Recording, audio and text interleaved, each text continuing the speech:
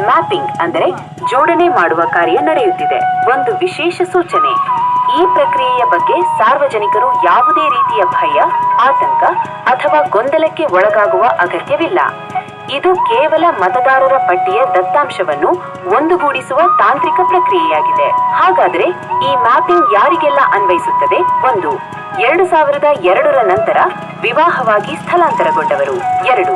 ಉದ್ಯೋಗ ಅಥವಾ ಇತರೆ ಕಾರಣಕ್ಕೆ ಊರು ಬದಲಾಯಿಸಿದವರು. 3. ಹೊಸದಾಗಿ ಮತದಾರರ ಪಟ್ಟಿಗೆ ಸೇರ್ಪಡೆಯಾದವರು. ನೀವು ಏನು ಮಾಡಬೇಕು? ಸರಳ. ನಿಮ್ಮ ಏರಿಯಾದ BLO ಅವರನ್ನು ಭೇಟಿಯಾಗಿ ನಿಮ್ಮ ಹಳೆಯ ವಿಧಾನಸಭಾ ಕ್ಷೇತ್ರದ ಹೆಸರು ಮತ್ತು ಹಳೆಯ ಪಟ್ಟಿಯಲ್ಲಿನ ನಿಮ್ಮ ಕ್ರಮ ಸಂಖ್ಯೆಯನ್ನು ನೀಡಿ ಮ್ಯಾಪಿಂಗ್ ಮಾಡಿಸಿಕೊಳ್ಳಿ. ಒಂದು ವೇಳೆ 2002ರ ಪಟ್ಟಿಯಲ್ಲಿ ನಿಮ್ಮ ಹೆಸರು ಇಲ್ಲದಿದ್ದರೆ ಚಿಂತಿಸಬೇಡಿ. ಆ ಪಟ್ಟಿಯಲ್ಲಿರುವ ನಿಮ್ಮ ತಂದೆ ತಾಯಿ ಅಥವಾ ಅಜ್ಜ ಅಜ್ಜಿಯರ ವಿವರಗಳನ್ನು ನೀಡಿಯೂ ಕೂಡ ಮ್ಯಾಪಿಂಗ್ ಮಾಡಿಸಬಹುದು.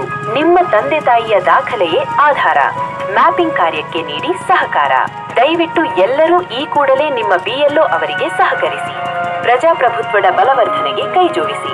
2002ರ ದಾಖಲೆ 2025ರ ಭದ್ರ ಬುನಾದಿ. ಮರೆಯದೆ ಮಾಡಿಸಿ ಮ್ಯಾಪಿಂಗ್. ಮತದಾರರ ಪಟ್ಟಿ ಶುದ್ಧೀಕರಣ ನಮ್ಮೆಲ್ಲರ ಹೊಣೆ. ಪ್ರಕಟಣೆ: ಜಿಲ್ಲಾಧಿಕಾರಿಗಳು ಹಾಗೂ ಜಿಲ್ಲಾ ಚುನಾವಣಾಧಿಕಾರಿಗಳು, ಹಾವೇರಿ ಜಿಲ್ಲೆ. ಧನ್ಯವಾದಗಳು. ಗಮನಿಸಿ.